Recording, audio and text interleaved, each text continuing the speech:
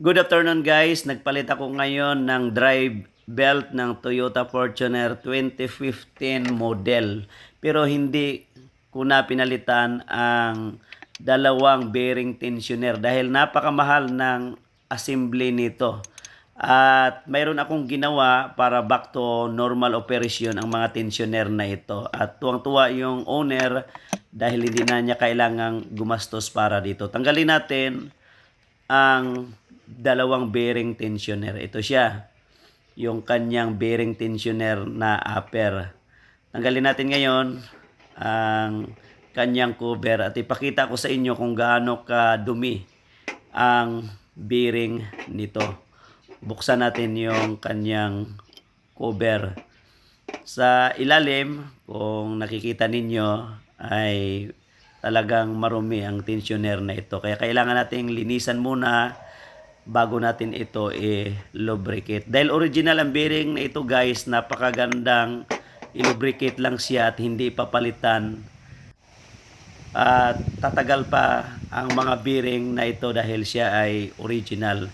Ngayon ang gagawin natin ay yung plastic na cover niya ay kailangan nating i-open ito. Sikwatin natin ito pero ingatan natin guys na hindi ito masugatan para pagbalik natin hindi lalabas yung grease nito. Kaya buksan natin ngayon ang cover ng bearing at makikita natin sa ilalim yung grease niya na natuyo niya na.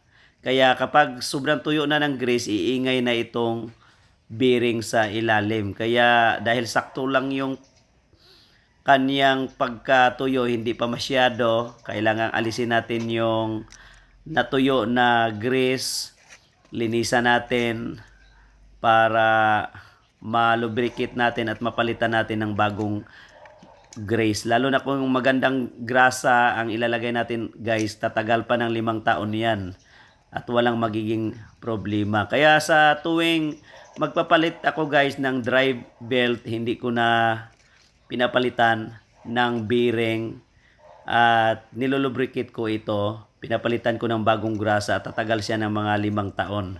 Kaya tulad ng ginawa ko, nilagyan natin ng grasa ang loob at napakaganda ng kanyang operation. Kaya kapag ikabit natin ito ay walang magiging problema. I-cover na natin ngayon. Ilagay natin yung cover sa itaas yung plastic at sisiguradahin natin na lapat siya back to original na pagka-cover niya. Kaya nakita natin napakaganda yung ating pagka-lubricate. Ngayon ay kabit na natin doon sa kanyang makina at ilagay natin yung drive belt. Kaya ganun kasimple guys yung pag-lubricate ng mga bearing ng drive belt na hindi na kailangang palitan at makakatipid ka ng malaki at the same time napaka-safe niya dahil magtatagal pa ito.